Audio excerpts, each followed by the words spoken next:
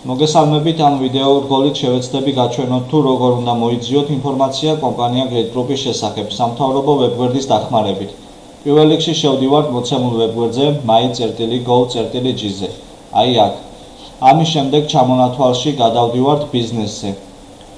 შევდივართ ამ მენიუში და გვხვდება ესეთი მენიუ. მეწარმე იურიდიული პირების განაცხადების ძებნა.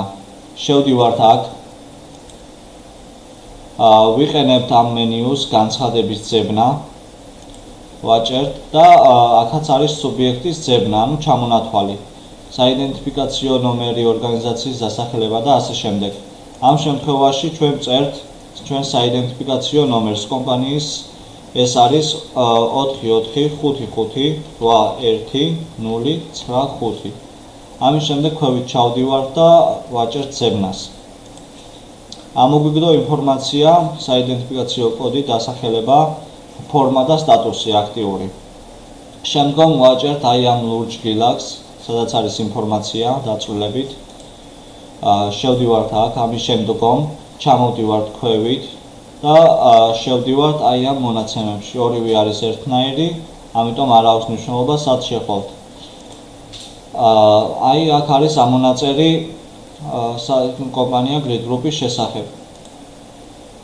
მოცემულია ყველაფერი Grid Group-ის შეპს.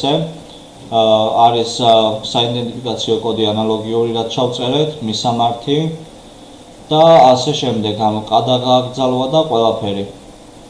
აი ეს ხელმძღვანელობაც ვიტალი მასლენიკოვი.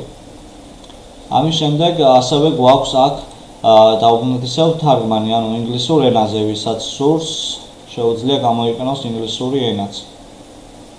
ყველაფერი ანალოგიური არის. თუ ასევე გვაქვს სარეგისტრაციო წარმოების, ანუ დასრულებული. შევდივართ აქ, ანუ რეგისტრაციის შესახებ, როდის იქნა მიღებული, ჩაბარებული და როდის დასრულდა. ყველანაირი ინფორმაცია აქ არის.